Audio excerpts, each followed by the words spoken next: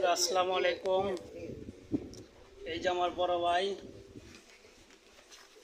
দোকান প্রতিষ্ঠানের মালিক।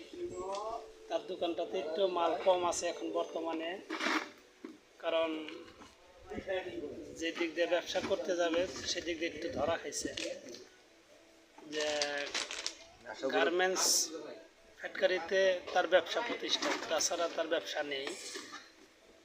যাই হোক, নাসা গার্মেন্টসটা বর্তমানের জন্য বন্ধ হওয়ার কারণে তার ব্যবসা একটু কম, যার কারণে দোকানে মালপাতি কম। এই যে দেখেন, দোকানে মাল খুবই কম,